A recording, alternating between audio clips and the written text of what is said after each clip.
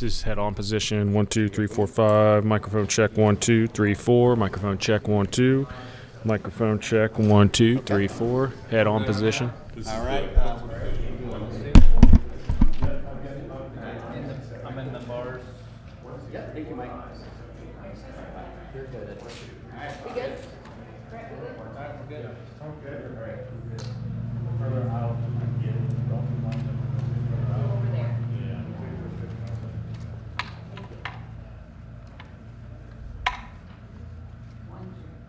Oh, back. Yeah, nice. Yeah. And then we can come real quick. Sure, which one? Excuse me.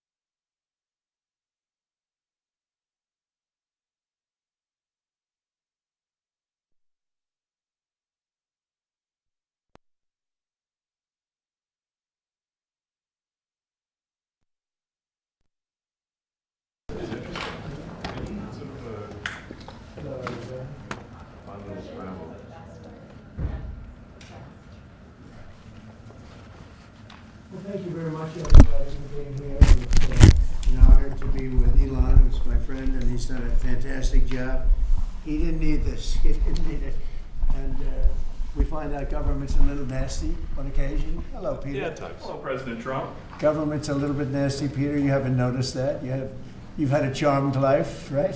You tell me. Very charmed. I think you've had a charmed life. I think what I'll do, if you don't mind, numbers have just come out which are rather extraordinary, and I thought I'd play a tape of one of the people who I've respected over the years, from Joe Kiernan and Rick Santelli. This just came out, and we'll just play that for a second. Personal income is up 0.8%. That is almost triple the expectations. Yeah, I'll tell you that the income numbers, really, for the first 4 months of the year, they're stellar. They're really stellar. I mean, I could go back and look at the first 4 months of many different years. Really very strong numbers, and you're right. This administration is criticized for just about everything under the sun. I've never, ever in my lifetime had glimpses into the politics of an administration in the form of transparency like this one. Why don't we be, give credit where credit is due? Income really shooting up. Rick, I also thought everybody was going to get one last order of imports that were going to be tariffed, and they were loading up on things. How the hell they already fix the trade, or not fix it, but to cut it in half? That's crazy. So there wasn't a lot of front loading of things that they needed before the tariffs hit. Yeah, I'll tell you what, it really does call into question some of the conventional wisdoms. And, it's going to be interesting to see what happens next month when we get this number, or we see some of the other numbers like current account, see how they fared. Because I don't know, I've been watching these numbers a long time. I don't think I've ever seen the trade deficit cut in half in 1 month. Not bad. All right, not bad. Come on, guys.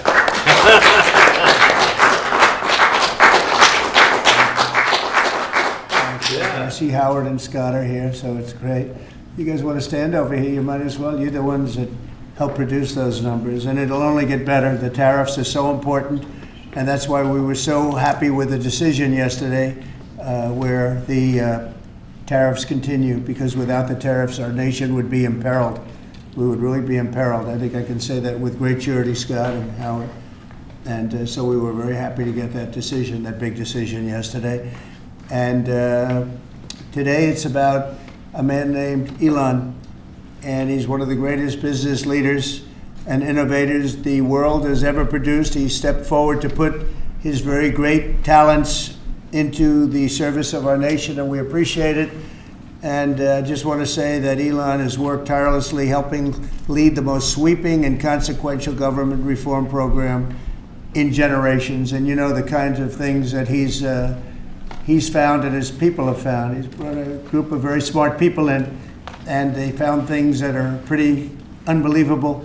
I have to say that the numbers that we're talking about are substantial, but they're going to be very much more substantial with time, because many of the things that we're working on right now, we're going to have to remember Elon as we find them, but the numbers could double and triple. Because many things, we don't want to go out with them until we're sure, but we've found things that are unbelievably stupid and unbelievably bad. With the Department of Government Efficiency, Elon's delivered a colossal change in the old ways of doing business in Washington. DOGE has installed geniuses with an engineering mindset and unbelievably talented people and computers. I actually asked Elon one time, what's their primary thing? And they have a lot of primary things, all having to do with being smart. But he said the thing that they're really the best at is working with computers, so that they can't be outsmarted by somebody that's not so honest, that happens to also be good with computers, but not as good as these people. But the mindset in the senior ranks of every federal department, and it's really changed. And with Elon's guidance, they're helping to detect fraud/waste and modernize broken and outdated systems. So as you know, we're talking about various systems and changing systems. And, sadly, it takes a long time to do that.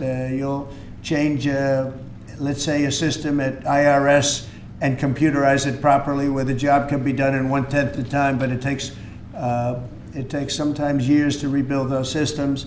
But we've started, in many cases, I will say that this has less to do with Elon, but the air traffic control systems we're bidding out to the best companies in the world, those systems right now. They were what the previous administration was horrible what they did. They spent billions and billions of dollars, and in the end, it didn't even come close to working. They tried to hook up wire to copper, and it can't be done. And they just spent billions of dollars and just wasted money. Actually made the system much worse. So we're going to get a brand new modern system. Congress is working with us on that, and we're going to get it done as quickly as we can. But it's in the works, and once it's done, it'll be good for 30 years. But we have a system that's 48 years old and would have a modern computer hooked into a very outdated computer, and they don't hook up. I mean, they didn't hook up. So after spending billions of dollars, they turned on the system, and in never any cases from local to countrywide, they never worked. More than 75,000 bureaucrats have voluntarily left their taxpayer-funded jobs to come out and really do the job. Countless wasteful and unnecessary contracts have been terminated, and you know that we have terminated many, many contracts, and many contracts, Elon, are right now being looked at, and it may be 6 months, it may be almost a year in some cases. We're going through procedures, we're going through courts, and we'll remember you as we announce billions of dollars of extra waste, fraud, and abuse. Just as an example, DOGE canceled $101 million for DEI contracts at the Department of Education, $101 million, and that was just a small section of the Department of Education. $59 million for illegal alien hotel rooms in New York City, and the landlord never made the kind of money that he made in the last short period of time. $59 million to a hotel in New York City, $45 million for diversity, equity, and inclusion scholarships in Burma. In Burma, does anyone know about Burma? $42 million for social and behavioral change in Uganda. $40 million to improve the social and economic inclusion of sedentary migrants. I can say it's $2 billion to Stacey Abrams and her environmental movement. There was $100 in the account, and all of a sudden they found $2 billion in the account. And I assume that's being looked at. I don't know, I'm not sure, but I assume that's being looked at. Think of that, $2 billion. And then Lee will tell you there's another one over there for $20 billion being spent on another environmental question. $20 billion, not 20 million, a lot, not 200,000, which is a lot. So think of it, in her case, you have $100, and now all of a sudden she gets hit with an infusion of $2 billion just before I take office. $20 million for Arab Sesame Street in the Middle East. Nobody knows what that's all about. Nobody's been able to find it. $8 million for making mice transgender. So they spend $8 million on making mice transgender. And those are better than many of the others. I could sit here all day and read things just like that, but we have other things to do. So it's much, much more than just that. We're totally committed to making the DOGE cuts permanent and stopping much more of the waste in the months to come. We want to get our great, big, beautiful bill finished and done. After that, we put some of this into the bill, but most of it's going to come later. We're going to have it cauterized by Congress, affirmed by Congress. In some cases, we'll make cuts. In some cases, we'll just use it in a different layer to save the money. But it's hundreds of billions of dollars. DOGE has also fully modernized the federal retirement process and continues to work very hard on the IRS modernization. But we're taking that over with DOGE. Many of the DOGE people, Elon, are staying behind too, so they're not leaving. And Elon's really not leaving. He's going to be back and forth, I think. I have a feeling. It's his baby, and I think he's going to be doing a lot of things. But Elon's service to America has been without comparison in modern history. He's already running one of the most innovative car companies in the world. You look at his factories and compare them with some of the old factories we have, and it's a big difference. And the most successful space company, and I guess in history you would have to say the largest free speech platform on the internet, etc. Yet Elon willingly, with all of the success, he willingly accepted the outrageous abuse and slander and lies and attacks because he does love our country. I know that very much. He loves our country. He comes from another country that's going through trials and tribulations, I would say. But he's all about the USA, and Americans owe him a great debt of gratitude. So I just want to thank Elon for his time as a special government employee. Can you imagine? They call him an employee, but it's a special government employee, and for coming and helping us. And he really has changed the mindset of a lot of people. A lot of people thought, maybe we'll cut 1% or 2% or 3%. Then they said, wow, we can cut a lot more than that.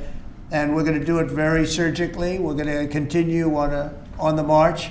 We're making America great again. When I was in Saudi Arabia, and we were in, as you know, 3 really great countries, predominantly the 3. Qatar was great, UAE was great, Saudi Arabia, incredible. Such an incredible experience to be in those 3 countries. But the Crown Prince of Saudi Arabia, and I must tell you, the great leaders of the other 2 that we just mentioned, they all said the same thing, that the United States is the hottest country right now anywhere in the world. And 6 months ago, we thought it was dead. It was like a dead country. And it would have been a dead country if we didn't have the right result on November 5th. It would have been a horrible, horrible situation was going on with the borders, with transgender for everyone, men playing in women's sports, and so much more.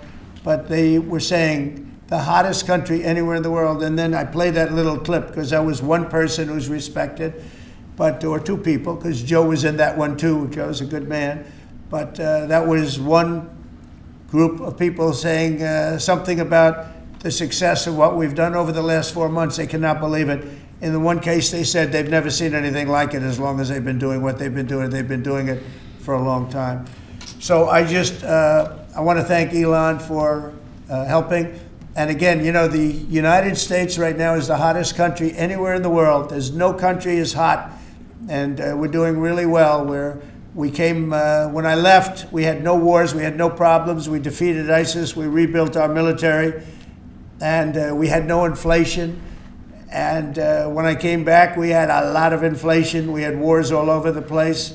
We had the embarrassment in Afghanistan where we gave up billions and billions of dollars of military equipment, the most embarrassing moment in the history of our country, I believe. I believe that strongly.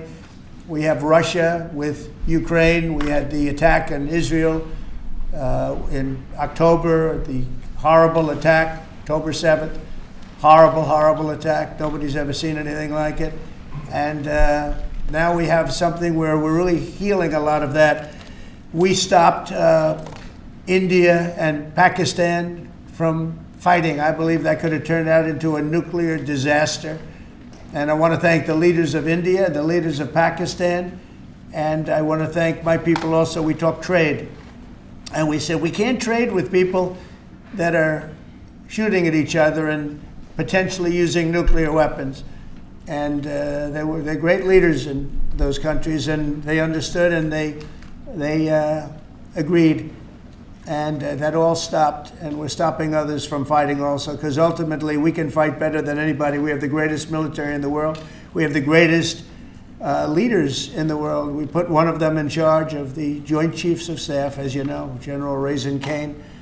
And we wiped out ISIS, completely wiped out ISIS in 3 weeks. They said it would take 5 years, and we did it in 3 weeks. And that's the way it is, but we don't want to have to use our military. We want to be peace through strength when we can, and that's the way we're going to have it. So I just want to thank Elon and all of his people. Most of those people are staying, almost all of them are staying, and they're going to be with us. And you're going to see the results coming long into the future. Even a year and 2 years later, you're going to see a lot of the results, and those hundreds of billions of dollars are going to be adding up, and they're going to continue to add. It'll be interesting, really interesting to see what the final number is going to be. But again, Elon gave an incredible service. Nobody like him, and he had to go through the slings and the arrows, which is a shame because he's an incredible patriot. The good news is that 90% of the country knows that, and they appreciate it, and they really appreciate what he did. And I gave him a little special something we have here. Thank you. A very special that I give to very special people. I have given it to some, but it goes to very special people, and I thought I'd give it to Elon as a presentation from our country. Thank you. Thank you, Elon. Thank you. Take care of yourself. Thank you. You see the lock. The lock on this is amazing. That's right. Large lot. Well, let me say perhaps a few words that this is not the end of DOGE, but really the beginning.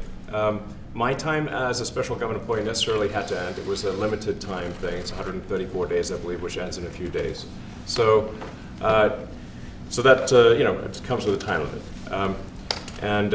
But the DOGE team will only grow stronger over time. The DOGE influence will only grow stronger. It's I'd liken it to sort of Buddhism. It's like a way of life. So it is permeating throughout the government. And I'm confident that over time we will see $1 trillion of savings and a reduction in $1 trillion of waste and fraud reduction. The calculations of the DOGE team thus far, in terms of an FY25 to FY26 delta, are over 160 billion, and that's climbing.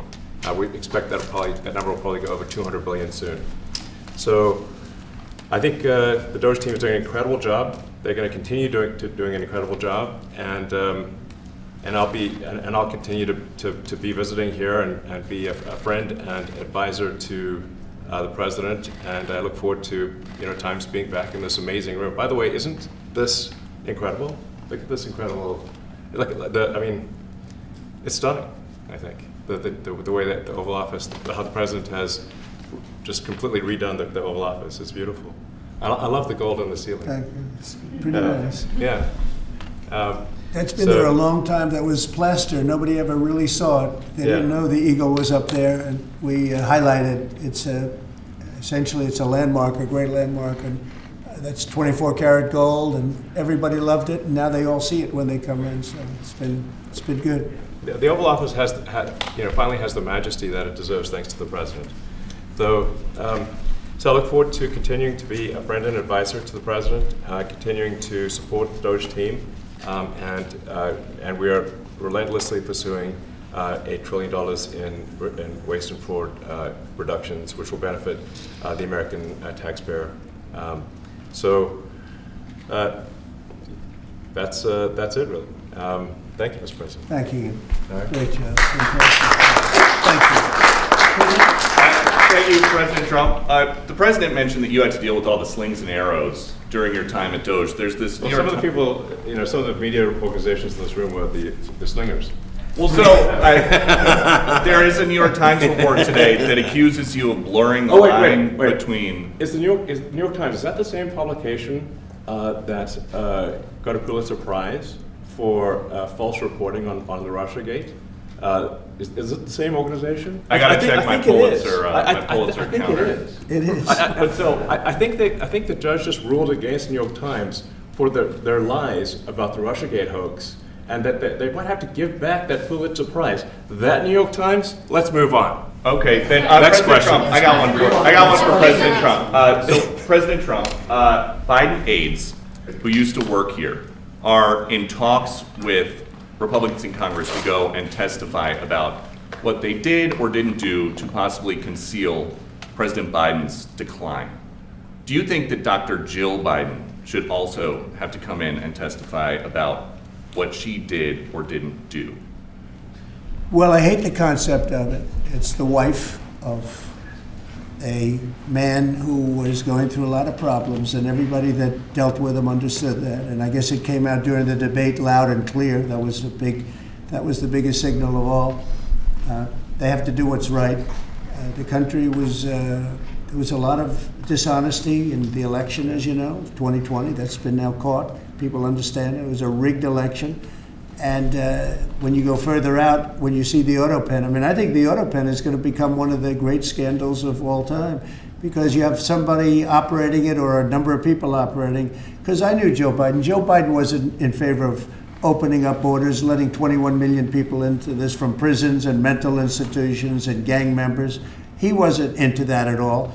And who signed these orders, proclamations, and all of the different things that he signed that set our country so far back, that was so bad for our country. With the auto pen, how would it work? Like, we're in the Oval Office right now. If there was a group of rogue staffers that worked for you who wanted to advance a bill or an executive order without your knowledge, how could they do it? How do they go Well, it's very behind hard the because president's I'd back? read your newspapers or your media the next day and I'd say, well, I didn't approve that, and I would find it. I mean, they wouldn't get away with it for long because I'd say, I never signed that. Who the hell signed that? Auto pens, to me, are used to sign letters to people because we get, I think they said 20,000 letters a week, and you like to be able, when somebody takes the time to write a letter, it's nice to sort of write back. And auto pens are meant for that. Auto pens are not meant to sign major proclamations or tax cuts or borders, anything having to do with the border, which is so important. And if it happened on my watch, I would be able to see it because the next day or sooner I'd be reading about something that I knew nothing about and who the hell signed this. So I almost never used the auto pen. In fact, yesterday I was signing about 81, I think it was 81 proclamations and statements to people that I think should be signed by us. I think when you write letters to foreign dignitaries or presidents or prime ministers, you should be signing those letters, not done with auto pens. I understand he signed almost everything with an auto pen. It's a very dangerous thing. It really means you're not president. Whoever operated the auto pen, and we think we know who that is, and it was actually more than one person, but that's not what the presidency is all about. I hardly used to use it. Reinstate the tariffs on China. You said that they violated the agreement with the U.S. Well, they did. They violated a big part of the agreement we made. You know, if you read that whole statement, I was very nice to them. I helped them because they were in trouble with the stoppage of a massive amount of business. But I'm sure that I'll speak to President Xi and hopefully we'll work that out. But yeah, there's a violation of the agreement. Yeah, please. Mr. President, can you give us an update to the latest ceasefire agreement that Israel has agreed to, but Hamas is still considering? Well, they're very close to an agreement on Gaza, and we'll let you know about it during the day or maybe tomorrow, and we have a chance of that. And I think we have a chance of making a deal with Iran also. They don't want to be blown up. They would rather make a deal, and I think that could happen in the not too distant future. That would be a great thing if we could have a deal without bombs being dropped all over the Middle East. That would be a very good thing. They can't have a nuclear weapon. We want them to be safe. We want them to have a very, very successful nation. Let it be a great nation, but we can't have them. They cannot have a nuclear weapon. It's very simple. And I think we're fairly close to a deal with Iran. Mr. Musk, question for you on. Yeah, please.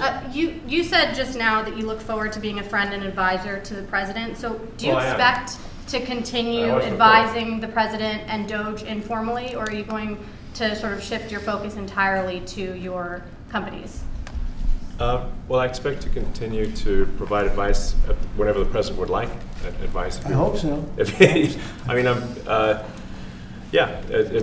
expect to remain a friend and an advisor, and certainly if there's anything the president wants me to do, I'm at the president's service. Mr. Musk, on DOGE, you said that there was $1 trillion promise for cuts from DOGE. Yes, I think we do expect over time to achieve the $1 trillion. But what have you found in your time here was the biggest roadblock to getting those cuts? Was it the cabinet, or was it Congress, or something else? What was the biggest roadblock from your work?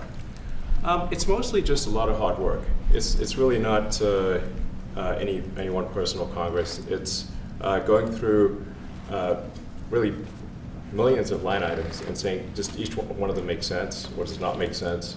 Obviously, at times when you cut expenses, those who are receiving the money, whether they're receiving that money legitimately or not, they do complain. And you're not going to hear someone confessing that they received money inappropriately. Never. They're going to always say that they received money appropriately for an important cause. Naturally, that's what you'd expect. So we just have to.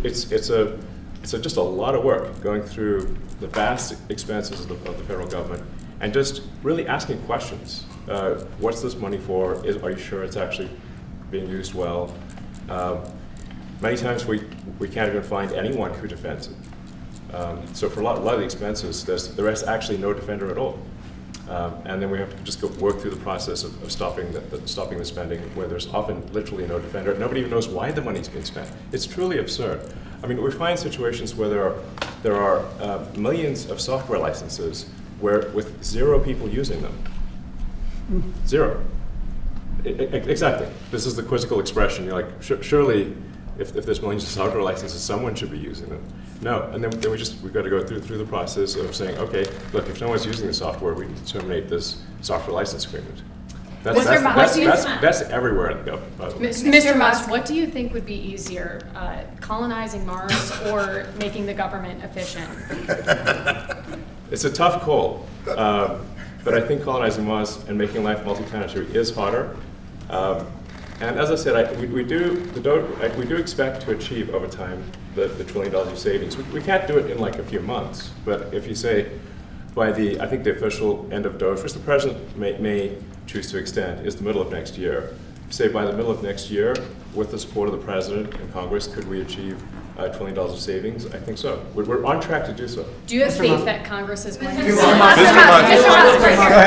thank you, Mr. President. You had mentioned earlier in the week that DOGE had become a whipping boy, and as the president mentioned, you went through a lot to go through this process. Yes.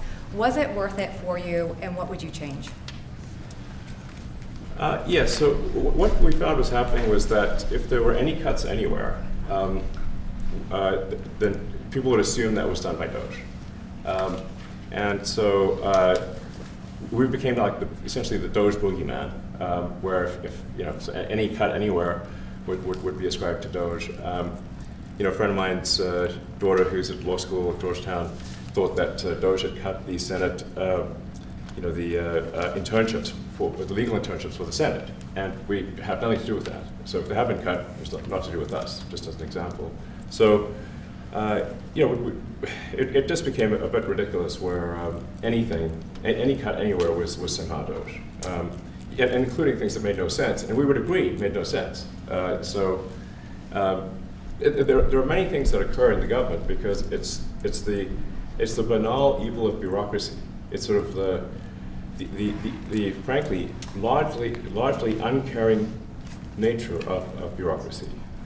It's as the great Milton Friedman said, money is spent most poorly when it is someone else's money being spent on people you don't know, and that's how federal spending is. And then you can't really even blame the individuals because the way the government works is complaint minimization. So when you do when someone within the government tries to stop money being spent, there's usually someone that complains. And then their manager will say it's not worth the trouble, just pay it anyway. That happens over and over again. So was it I think it was an important thing. I think it was a necessary thing, and I think it will have a good effect in the future. Thank you, President Trump. This week there was a video on board a plane that showed the First Lady of France slapping her husband, Emmanuel Macron. Do you have any world leader to world leader marital advice on those phones? Make sure the door remains closed. That was not good. No, I spoke to him, and he's fine. They're fine. They're two really good people. I know them very well, and I don't know what that was all about, but I know them very well, and they're fine. What do you think about this Democratic Party plan to avoid being swept in every battleground state again by spending $20 million to study how to speak to American men? Well, they spent 2.8 billion. We spent 1.5. We spent much less. We spent about half of what they spent, and at the end they were $28 million short. They had to be. They spent 2.8 billion. It's a lot, but they couldn't get 28 million at the end, and now they want to spend. I read that they want to spend money to learn how to talk. That's fake. You don't want to be fake. You shouldn't have to hire consultants to say what America needs, because then the consultants should be running the deal, not them. But I read that they want to spend a lot of money in each state. So we won all 7 swing states, 7 out of 7.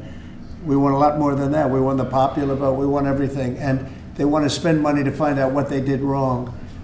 And I mean, I could tell you what they did wrong. I could tell you every one of their programs When they say men playing in women's sports, I would say that's not a winner. When they say transgender for everybody, I think that's not a winner. When they say open borders so the entire world population of criminals can pour into our country, I don't think that's a winner. I mean, I just gave them that for free, but I don't know if they'll change their ways. I see them all the time. I see people that I know in Congress, Democrats, they're trying to justify some of the things I just said. You can't justify them. I always hear they're 80-20 issues. I say they're not 80-20, they're 97-3. They might be 99-1. They're not 80-20. They wish they were 80-20. And they're wasting a lot of money if they're going to continue with that nonsense. And this one's a little bit more of a page 6 question, but back when you hosted The Apprentice, you mentioned once in 2012 that Diddy was a good friend of yours back then. He has since found himself in some very serious legal trouble. Yeah, that's true. Would you ever consider pardoning him? Well, nobody's asked. You had to be the one to ask, Peter, but nobody's asked. But I know people are thinking about it. I know they're thinking about it. I think some people have been very close to asking. First of all, I'd look at what's happening, and I haven't been watching it too closely, although it's certainly getting a lot of coverage. I haven't seen him. I haven't spoken to him in years. He used to really like me a lot, but I think when I ran for politics, that relationship busted up. From what I read, I don't know. He didn't tell me that, but I'd read some little bit nasty statements in the paper all of a sudden. It's different. You become a much different person when you run for politics and you do what's right. I could do other things, and I'm sure he'd like me, and I'm sure other people would like me, but it wouldn't be as good for our country. As we said, our country's doing really well because of what we're doing. So it's not a popularity contest. So I don't know. I would certainly look at the facts. If I think somebody was mistreated, whether they like me or don't like me, it wouldn't have any impact on me. Mr. President, on the big beautiful bill, would you like to see the Senate build in some support for your tariffs on the big beautiful bill, or should that be a standalone bill? I have great support on the tariffs. I was so honored that we got that ridiculous stay lifted, because that would have taken away presidential power. It would have taken away everything that was granted by the founders. It would have been a terrible thing.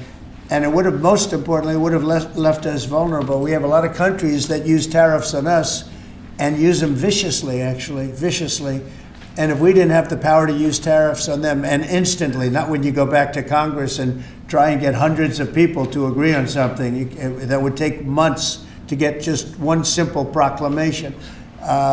If we didn't have the power to counteract their powers, you wouldn't have a country left. We have to act fast. We have to be fast and nimble, as they say. And that was a really great moment, I think, yesterday when that stay was lifted. And hopefully now we'll go to court and just win that battle. Because if we don't have the power to do what they're doing to us, we are going to be a great nation no longer. Elon Musk was once idolized by folks on the left in this country before joining your administration. Now he's considered a hero by conservatives. Why do you think this man, what he's done in American life, has been so politicized? Does it only have to do with you? His life has been amazing. I look at so many different things. I look at that rocket being, guided back into position. I've never seen that before. I thought it was a space movie. I thought it was a movie. You look at what he's done in terms of communication. It's been unbelievable. So many different, even tunnels going underground, not having to go through all the process of going, he's got a company that does that. He's got so many different companies. Starlink, as an example. He saved a lot of lives, probably hundreds of lives in North Carolina. I don't even know if you remember, but I called you. They needed Starlink in North Carolina. And I didn't know what the hell Starlink was. I said, what is it? Who owns it? He said, do you know Elon Musk? I said, yeah, I happen to know the gentleman. This was before his government stay. And they said, we really need it, because North Carolina became an island. People had no communication. They had no access to anything, and they were dying. And I called up Elon, and you can't get it because it's so successful. It's very hard to get. And he had so much of it brought over there, and they told me it was unbelievable. It saved a lot of lives. So, he's just done a lot of things. I don't think he gets credit for what he's done. But he's a very good person too. You know what? If he wasn't a good person, but he did the same things, I'd probably maybe speak differently. He happens to be a really good person.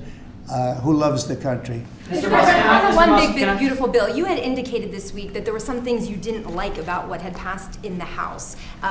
What changes do you want to see the Senate make? And you had also indicated there were things you didn't like about the bill. What would you be suggesting he push senators to change in their version? Well, I'll tell you, I'll go first. It's an unbelievable bill. It cuts your deficits. It cuts, it's a huge cutting. But there's the things I'd like to see maybe cut a little bit more. I'd like to see a bigger cut in taxes. It's going to be the largest tax decrease or cut in the history of our country.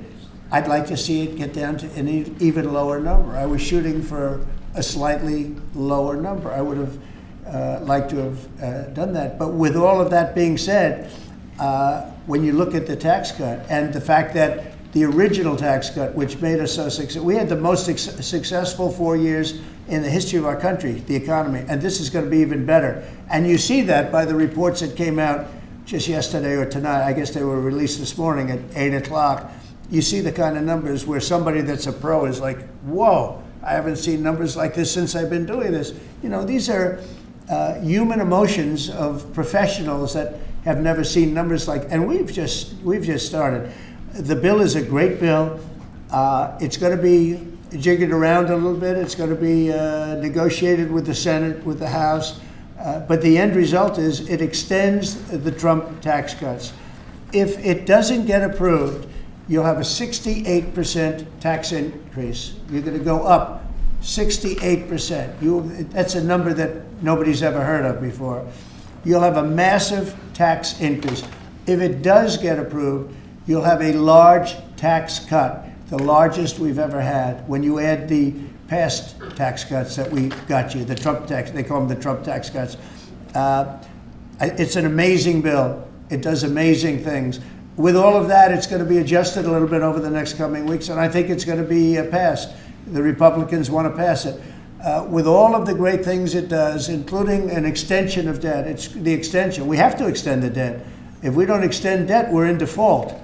Now, the Democrats might like our country to be in default, but in 250 years, we've never been in default. That was handed to them by a very well-meaning man that gave it to them because he thought it was the right thing to do. It could have been their problem before the election, but this man thought it was the right thing to do, and he was well-meaning. I don't hold anything against him for that, but that was put on our plate when it should have been on the Democrats. September 28th, a famous date.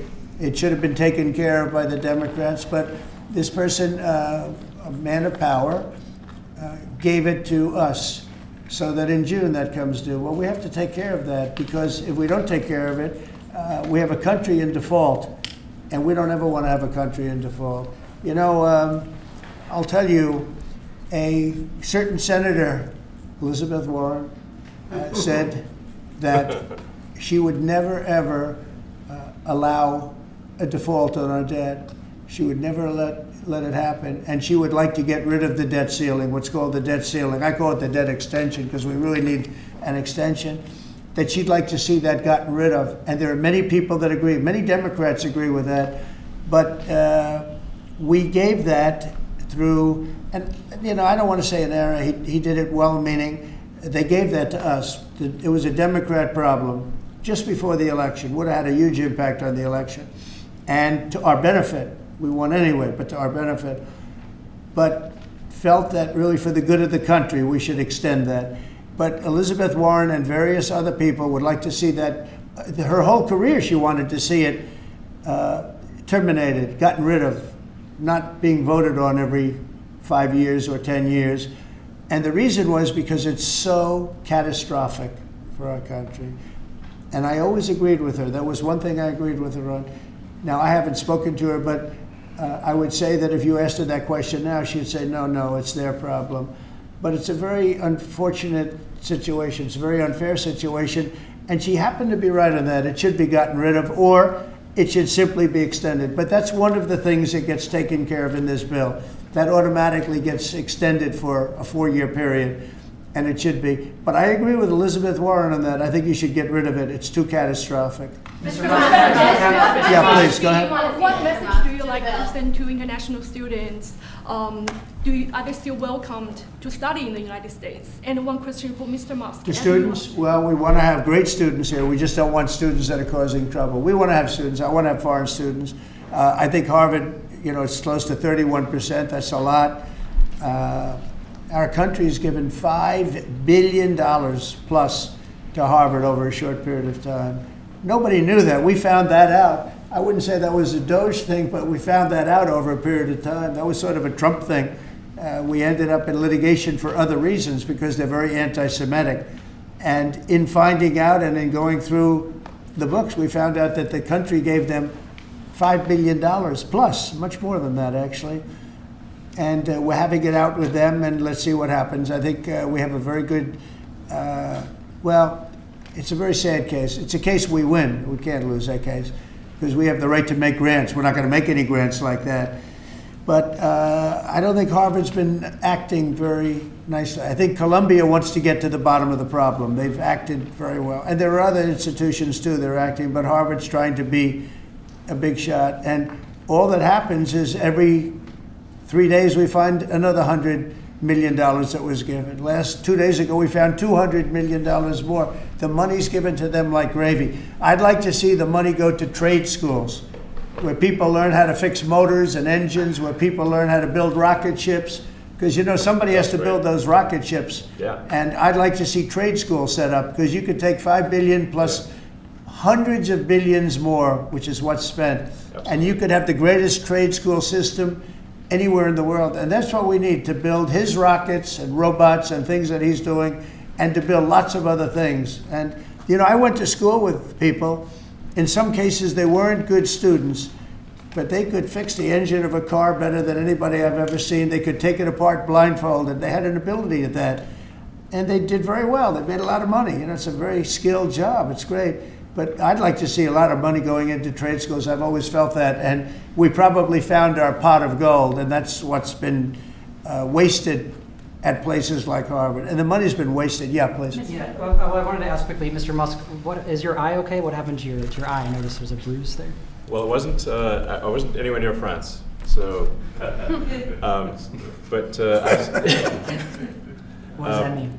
No, I didn't notice his eye. First lady of France. Getting slapped. I didn't notice.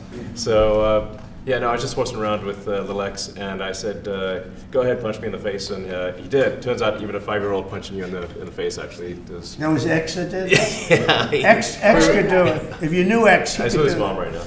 But I didn't really feel much at the time, and then I guess it bruises up. But I was just horsing around with the kids. I didn't notice it actually. President Trump, I got one. I know that you try to stay pretty neutral because not your war, but and by the way, not my war. I just want to solve the problem for people. This was not a war that was going to happen if I were president. Right, and so not your war, but as you try to fix it, and as you survey this hellscape of the Ukrainian front lines, it's horrible. And you and your team deal with a very stubborn Vladimir Putin. Yeah. Do you and Zelensky. Yeah. But do you look at this very conflict Zelensky too. any differently now? Like, do you look at this and see Putin as the good guy or the bad guy? So I've known him very well, and I went through a lot of things with him because Russia was, the Russia hoax turned out to be a total hoax. New York Times, they got a Pulitzer Prize. They have to give back the Pulitzer Prize. That's my lawsuit, and they're doing very poorly in that lawsuit. But they wrote stories about how it was true and it was false, and a lot of Washington Post also. I have gotten to see things that I was very surprised at. Rockets being shot into cities like Kiev during a negotiation that I felt was maybe very close to ending. We were going to solve a problem, and then all of a sudden rockets got shot into a couple of cities and people died. I saw things that I was surprised at, and I don't like being surprised. So I'm very disappointed in that way. With that being said, I'd like to see it end. 5,000 people, I think the number's even more than that, but 5,000 people a week are being killed. Mostly soldiers, but also people that live in little cities and towns throughout Ukraine. And I'd like to see that stop. And I asked Caroline this yesterday, but I want to ask you directly. So many of the things that you're trying to do are held up in court right now. If the courts are going to have so much influence over U.S. policy, do you wish you would have just become a judge instead? Yeah, well, look, it wasn't meant to be that way. If you look at the founders, the president had certain powers, and you have your three groups, and they all had supposed to be pretty equal powers. But you can't have a judge in Boston running foreign policy in places all over the country because he's got a liberal bent or he's a radical left person. That's what the executive branch is for, and you have checks and balances. But we had millions of people pour into our country, many criminals poured into our country, murderers, mental institutions from all over the world being emptied out into our country. And if we don't get them out and get them out quickly, could lose your country very easily. This is a bad, that anybody would allow this to happen to our country. You know, with all of the things, we took over inflation, we took over some wars, we took over a lot of problems that didn't exist when I was president. None of it existed. We wiped out ISIS. Other than that, we had no wars. Putin was never going to hit Ukraine. Israel would have never been attacked. That attack, as you know, Iran had no money. They didn't have money for Hamas. They didn't have money for Hezbollah. They had no money whatsoever. That wasn't going to happen. All of these things that happened weren't going to happen. You wouldn't have had inflation. So it's very sad when I came back. But the thing that is the hardest is that they allowed 21 million people into our country, and many of those people are stone cold criminals. They moved their criminal population into the United States, and of all the things that are bad, I solved inflation, I believe, already. I got the fuel prices down. The fuel prices came down. That's one of the reasons. They screwed up the energy. They screwed up the cost of gasoline and oil and gas. And you had tremendous inflation, the greatest inflation probably in the history of our country under Biden. And when people said, oh, but the economy was, no, the economy was terrible for the people because they couldn't afford the energy. And the energy brought everything else up. Energy is the big deal. But with all of that, we solved that already. In 4 months, we solved it. $1.99, $1.98 gasoline. First time people have seen that in a long time since my term. But the hardest thing to solve is millions of people pouring into our country, many of whom are criminals. Because remember, these countries are smart. Their leaders are very street smart. They're sending the people that they don't want. They don't want the people that are there, that are law-abiding, that are productive, that are working hard. They want people that are in jails. We have them. They allow them to come in. And I always look to the other side, like, why would somebody do something? You know, in business, I try and study, why would they want to do this? Why would they want to sell it? Why would they want to buy it? One thing I can't figure out is, what would an administration, what were they thinking when they allowed millions of people from prisons all over the world, not just from South America, Venezuela, all over the world, from the Congo in Africa, hundreds of people, thousands of people from the Congo, rough prisoners, from Asia, from Europe, rough parts of Europe. Why would they allow them to come into our country? Why would they do that? It's the one thing I can't figure out. And I don't believe it was Joe Biden. I really don't. I mean, look, he's been a sort of a moderate person over his lifetime, not a smart person, but a somewhat vicious person, I will say. If you feel sorry for him, don't feel so sorry because he's vicious. What he did with his political opponent and all of the people that he hurt a lot of people, Biden. And so I really don't feel sorry for him. But he wasn't a person that would allow murderers to come into our country. He wasn't a person that was in favor of transgender for anybody that wanted it, take kids out of families, et cetera, et cetera. So I just don't understand why a thing like this, how a thing like this could have been allowed to happen. Very sad. It's very sad for our country. If I could add something. I think the fundamental moral flaw of the left is empathy for the criminals and not empathy for the victims. Empathy for the criminals, but not empathy for the victims. And there's been way too much of that. That needs to stop. To the president's point, there's been immense judicial overreach that is unconstitutional. That was never intended. And it's undermining the people's faith in the legal system. It needs to stop. It's gone too far. Mr. Musk, and just today, we had, just a couple of hours ago, we had a great decision from the Supreme Court, thank goodness, that was very important. We had two important decisions yesterday on the tariffs, because again, we have to be able to fight a fair fight with other countries. Howard, would you say? We have to be able to use tariffs to fight people that use tariffs on us. I mean, if we didn't have that power of tariffs, we would economically be destroyed as a country, because they will destroy us. Other countries will destroy us with unchecked tariffs. We can check them when we have the use. They tried to take that power away from us. And if you take that power away, we're not going to have a country. We won't have an economically viable country. But it's very important on immigration that we be able to get people out without having to go through a long court case. I mean, it was up to some of these judges. Every single one of these millions of people, criminals, prisoners that were let go from jails because they save a fortune when they do. They brought them into the United States. You know what they're saving? The money they're saving? But some of murderers, it's very important that we're able to get those people out of here fast, bring them back to their country where they belong. And those countries take them, because if they don't take them, they have to go through the wrath of the United States, and they take them. But we have judges that don't want that to happen. And it's a terrible thing. That's going through the court system right now, that whole situation. But when ICE and with Border Patrol, they've done an incredible job. When they do this incredible job and they capture 100 killers and drug dealers, and we can't keep them for years here as we go through trials. We have to get them out rapidly, and we know who they are.